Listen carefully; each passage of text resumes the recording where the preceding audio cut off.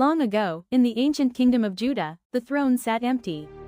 King Amaziah had fallen, and the nation waited. Who would lead them? Who would rise to guide God's people in a time of uncertainty? And then, something unexpected happened. A boy, only 16 years old, was crowned king. His name was Uzziah.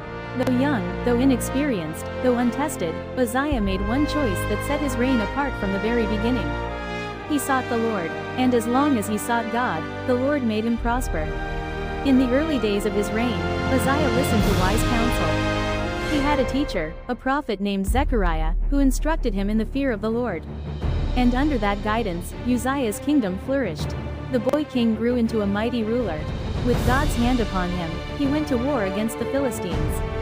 He broke down the walls of their great cities. He subdued the fierce nations around him.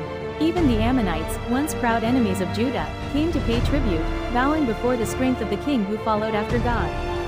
But Uzziah was more than a warrior. He was a builder, a visionary, a planner. In Jerusalem, he fortified the city, raising towers at the gates, strengthening the walls that had once been broken. He dug wells and built cisterns in the wilderness, bringing water to dry lands. He loved the soil, and he cared for the land with wisdom. Farmers rejoiced, vineyards spread, flocks multiplied, and the people thrived under his hand. And Uzziah was not content with the old ways of battle. He embraced innovation. In Jerusalem, he fashioned mighty engines of war, machines placed upon the towers and corners of the city, designed to shoot arrows and great stones against any who dared attack. His fame spread far and wide, for he was marvelously helped until he became strong. But here, the story turns. For in the shadow of his greatness, another power was rising. Not an army, not a kingdom, not an enemy without, but pride within. As his victories multiplied, as his name was celebrated, as his fame reached across nations, Uzziah's heart began to change. The boy who once bowed before the Lord now began to think, I am unstoppable, I am above the rules, I am greater than the law itself. And so, on a fateful day, Uzziah made a choice that would mark his downfall. He entered the temple of the Lord, the sacred place, the holy place, the dwelling of God's presence. But he did not come to pray. He did not come to worship. He came to take for himself what was not his to take.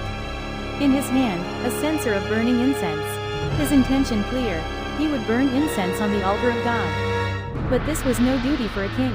It was the work of the priests, descendants of Aaron, set apart for this holy task. And as he lifted his hand to perform the sacred act, the priests confronted him. Brave men, 80 in number, led by Azariah the high priest. They cried out, It is not for you, Uzziah, to burn incense before the Lord. It is for the priests alone. Leave this sanctuary, for you have been unfaithful.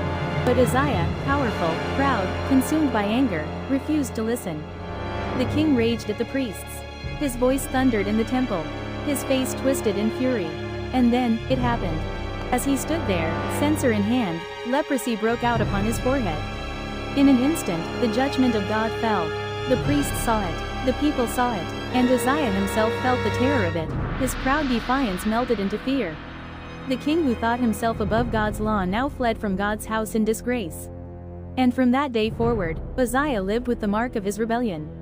Leprosy. Banished from the temple, cut off from the presence of God, Uzziah lived in isolation, separated from his people, separated from the throne he once commanded.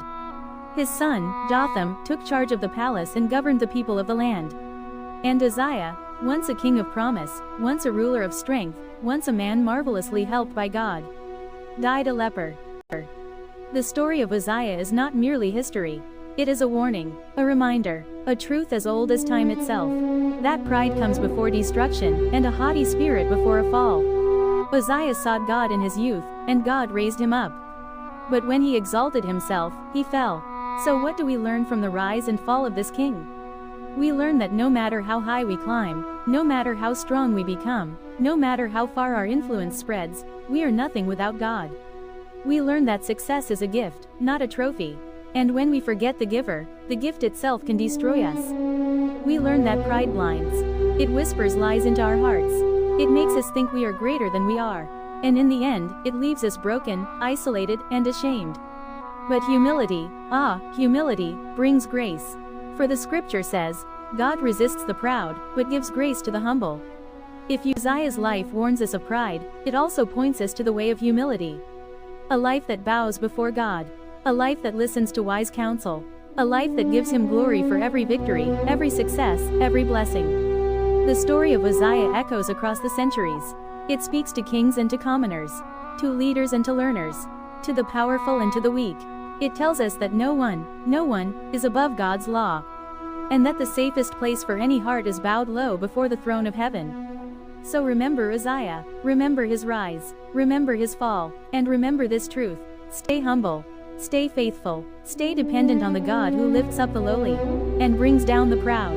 For kingdoms rise and kingdoms fall, but the word of the Lord endures forever.